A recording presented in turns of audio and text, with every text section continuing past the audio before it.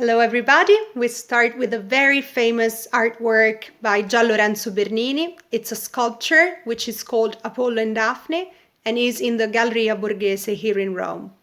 The artwork was commissioned by Cardinal Borghese, the owner of the place, in 1622 and was finished by 1625 by a very young Bernini who at that time was in his 20s. The artwork depicts a very famous myth. It's the story of Apollo and Daphne. Apollo was the pagan god of music and poetry. Daphne was a nymph, a minor goddess of the forest. We know from the myth that Cupid, the son of Venus, wanted to punish Apollo because Apollo had made fun of him. So he created two arrows, one gold arrow that would cause love and one lead arrow that would cause hate. And he shot Apollo with the love arrow and Daphne with the hate arrow. So when they saw each other for the first time, of course, Apollo fell madly in love with Daphne, whereas Daphne started hating him and started running away from him. So what's amazing about this sculpture is that we need to look at it from different angles, and every angle will tell us a different moment from the same story. We see the moment when Apollo is chasing Daphne, is running after her. Bernini could create movement in a sculpture. Bernini is considered the creator of a new style in the arts, which is called Baroque, which is all about illusions. And here we have the ultimate illusion, the possibility to create movement in a statue. We then see the most dramatic moment, the moment when Apollo has caught up with Daphne. Daphne is desperate. She is shown screaming and asking for help.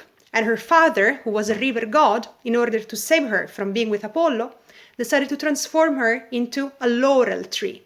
And Bernini froze the precise moment of the transformation. So we see Daphne still as a beautiful goddess, but slowly turning into a tree. So we see the bark growing, blending with her skin. We see her fingers becoming branches and leaves, her toes elongating into roots. The perfect metamorphosis, transformation, not only of Daphne into a tree, but also of the single block of marble that Bernini used into nature, the ultimate illusion, thanks to his skills as a sculptor and the use of different tools, different chisels. What's even more amazing is that when we go look at the statue from the other two angles, we see the transformation going ahead, and eventually, when we look at the statue from the back, we see only a tree. Apollo hugging a tree. So the transformation is complete. The myth says that eventually she did become a laurel tree forever, and as Apollo couldn't have Daphne, he chose the laurel as his sacred plant, as a homage to her. Many artists before Bernini had treated this myth in beautiful ways, but never in this new way, where Bernini was able to tell us the entire story from the same block of marble, simply giving to us visitors an active role, the role of going round the statue, which is always surprising, but which you must see in person. So I really hope you'll be able to come back to Italy soon. It's here waiting for you.